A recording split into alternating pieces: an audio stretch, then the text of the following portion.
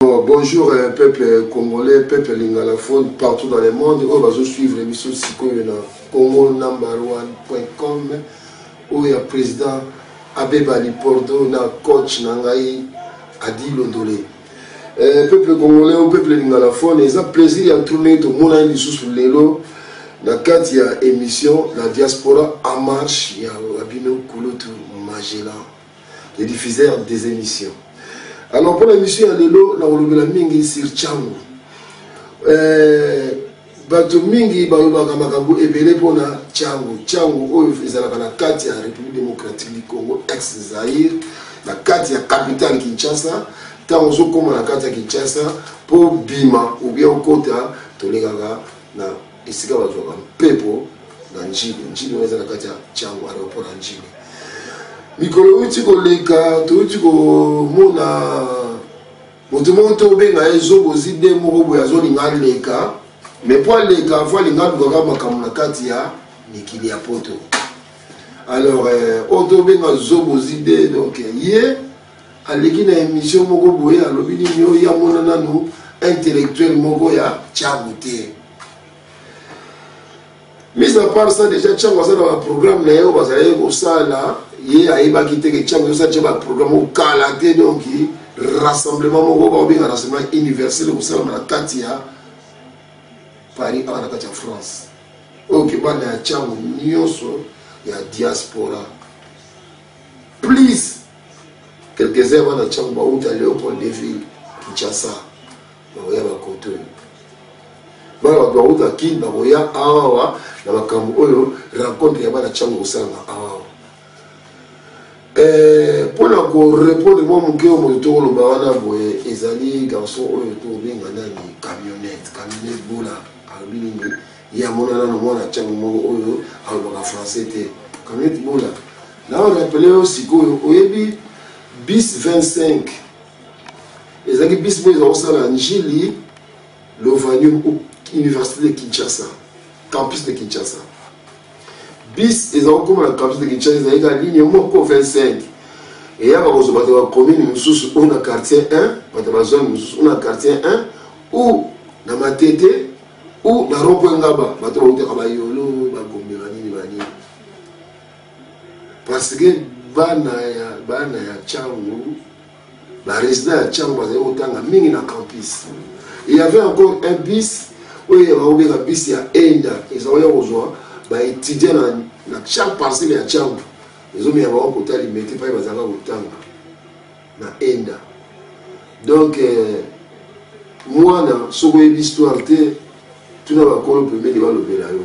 Et là, vous savez, bien, ma belle communauté, la vie surtout, zaïroise ou congolaise, il y a des archives. Et ça, c'est trop. Nous toujours internet dans le temps moderne les paroles s'en vont, les écritures restent, les paroles s'envolent, peu importe où vous voulez. Mais dans les autres, on rappelle chaque fois que même les écritures, même les paroles, elles sont au tika là. Dans la DVD, dans la cassette audio, elles sont au tika là. Donc, il y a un cadre. Il y a des archives parce que nous avons des archives et c'est servant pour vendre des cacahuètes ou des cartes na point. Alors que nous avons un développement dans l'Europe ou dans l'Occident, c'est esprit à regarder des archives. Pour nous avons un pays où 5 bulletins, il y a 4e primaire ou fait un examen d'État, au moins les gens ont des soutiens, c'est intégralement émicaté. Mais en Occident, bon, archives, c'est toujours nécessaire. Il y a beaucoup de profiter dans le développement moderne et la technique moderne pour nous faire une émission, pour tout le monde, tout le archive. Comme ça, on va avoir l'ignorance ou on va apprendre dans l'avenir, on compte avoir Internet ou l'ordinateur, au moins l'archive, ou tout ça.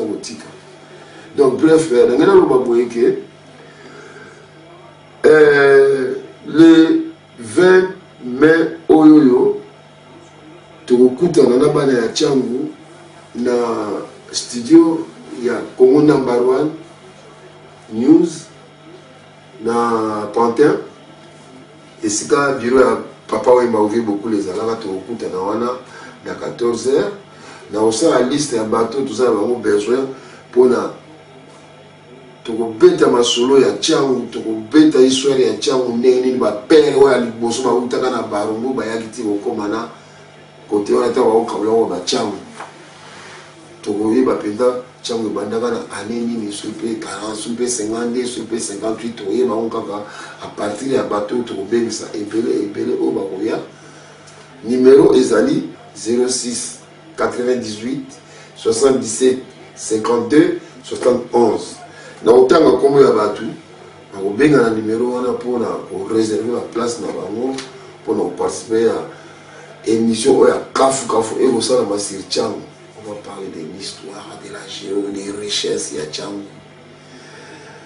Tobandaka toujours na banduka kasa edi lolo foye ya obakuti ya te o bayebi donc wanduka kozangisa te obenga na numero mpona oreserve place na yo tobengisa la famille Abalolo bozanga te mpo jimini likolo na mpunda bato nyonso bayebi oyo na chapada esala na kati ya Tchangu. Tobengisa lisusu maître Brice wana dépendant donc le fils propre ya maître Chiwara ya kobetela biso masolo ya bamaître Chiwara mpe na bamaître Mwalf. Tobengisa lisusu archevêque Fataki Mala comme des garçons azanga te Gomes Bamba azanga te Flora Pambani azanga te Mifele Kiabelva azanga te Aïde Sumu azanga te bon sikoyo mpenza tokotala makambo yango na ndenge ya cadre ke soki tolobi na cadre ya sport toza na besoin ya famille Mambenga oyo nyonso ayebi ke grand frère na ye ou ndeko na ye ou ye moko abetaki na Mambenga abenga biso na numero oyo tuli kopesa sikoyo ya ebandela ya émission 06 98 77 52 71 oyo nyonso abeta na Air Zaïre abenga biso. Moi anecdote moke mpona Mambenga Ndaye Motumula oyo azali le buteur le meilleur buteur ya Coupe d'Afrique des Nations ti lelo aloba na interview moko ke abangaka na équipe moko ya monde te abeta mpe na Coupe du Monde ya 74 ou 74 1974 alobaki boye abangaka na équipe moko te na monde ezala eza nango Brésil ezala eza nango Imana yaza kobangaka équipe moko Mambenga wana eza équipe ya Tchangu tokosola masolo ya Mambenga lelo tukoloba oyo babeteki so na Air Zaïre bacontacte biso boyebi bie bajoueur ndeti bakiyika batrésor putu baza bana ya Tchangu. Toza na besoin ya bato oyo bakopesa biso bainformation sur bajoueur wana na cadre ya sport de combat.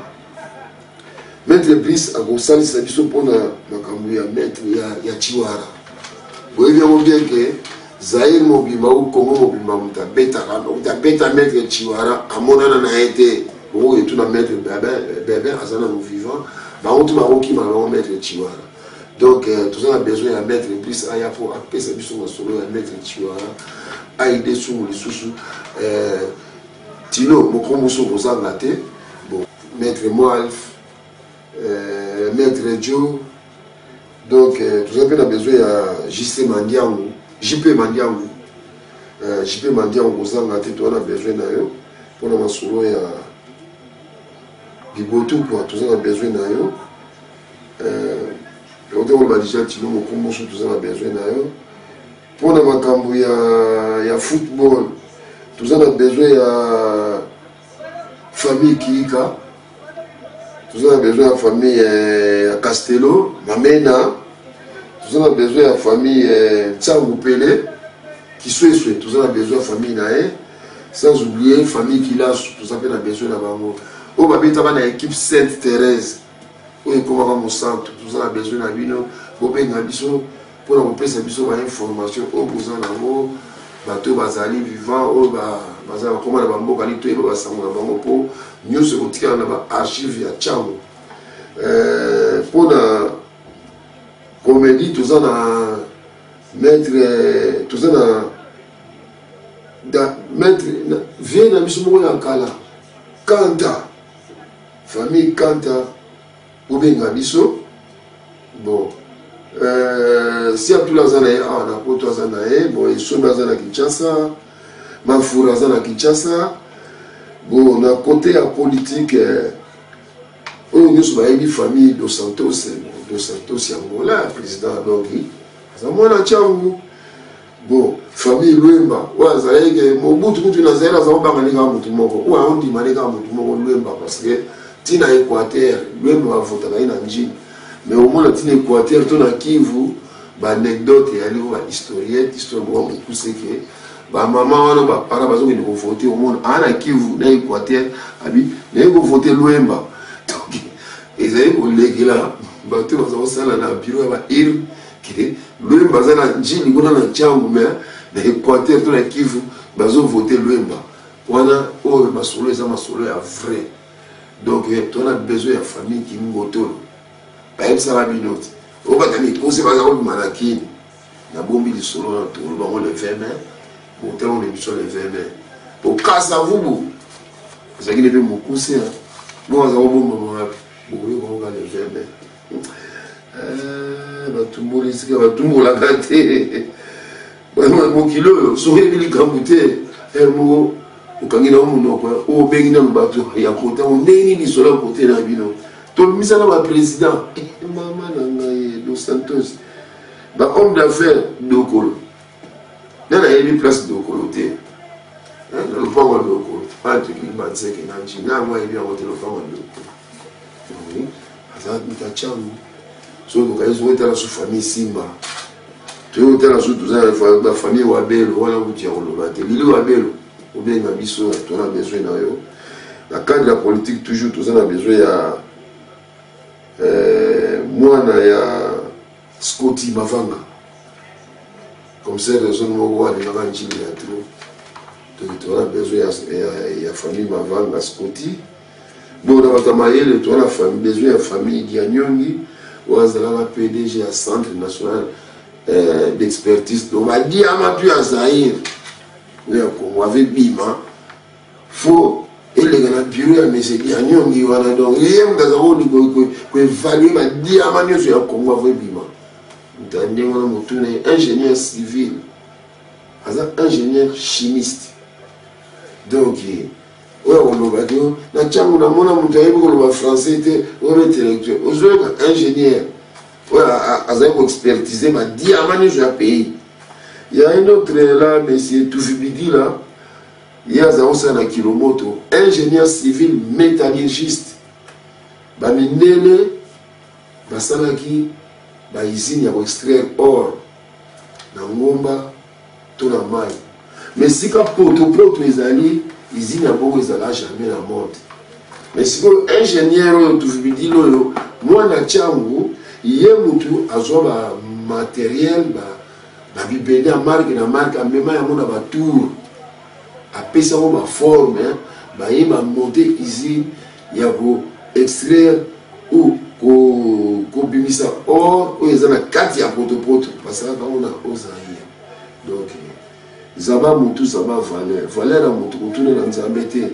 Pour nous passer à la conférence des prestataires, il faut tout le monde pas y avoir Moutou. Donc, on a la famille, tu veux dire, on a besoin d'avoir une nouvelle pour émissionner, vous avez un cadre, un résumé, archive, ou un outil à la Tchangu. Pour pas la Tchangu, j'ai ma décision, je que sans Tchangu, c'est Katanga. Dès que les alliés de l'eau, ça, Congo est résisté. C'est un bon Tchango Tinaka, la diaspora en général. Mais en particulier, c'est Tchango. On se retrouve Tchango à Siliki, avec la grève de transport qui n'est qu'un ami. Donc, du respect là-bas dans Tchango. Bref, on est également entre parenthèses. Donc, pour la musique, il y a beaucoup des ateurs. Nyokalo, Zaiko, Mwana Tchango. Papa Wemba, Kasi. Il est temps que nous avons vu la musique. Moto a la première ligne. C'est moto a Tchangwa. Sacré Zaza. Bon, c'est que nous sommes dans la préhistoire. Il y a vu à papa. Histoire de banane en 76. Fin 76 novembre, tant à Yagina Poto. À Bani Sigo. À Beta World Music. Bon, boulot, on est où t'as. et pas à tout manger l'homme qui vous parle à ces moments. Ciao. Donc ça va pour ça va noter. Donc bref, pour la musique, donc continuer. Famille Bengali, Petit Prince, oh papa et Bachaka, héritier. Il y avait la musique, où il a été. Papa, il a dit, il a fait un chant, il a Jean, c'est moi quoi. Si on a dit qu'un mandat chante, c'est fini. Donc, comme on est tant que c'est la zala, on a dit qu'on n'a pas la ligne. Et puis, un mandat, on a dit qu'on a la move. Aïe, mais, à où il a été avec Kinaï. Donc, et puis, un mandat, tout est 3 points de suspension. Ça veut dire beaucoup de choses, quoi. Suspense. Donc, tout ça, on va tourner, tu vas Apocalypse. Il y a Jean, Ben Dossol, Malin Béchamp, Chiquito Makino, oh le loi pas grand pao. Bref, oh le père Alexandra, Banaya Maison Mère, la chorégraphie,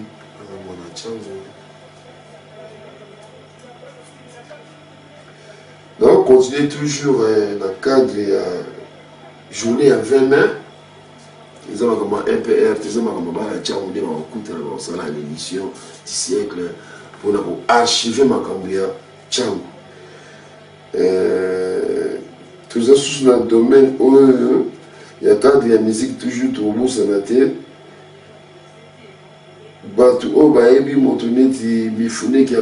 Comment il a contribué à l'orchestre Victoria Lenson et Salama Nakati à Djili Tchang. Donc, si les uns et les sur on a besoin d'un mot. Bon, ce jour-là, 20 mai, donc,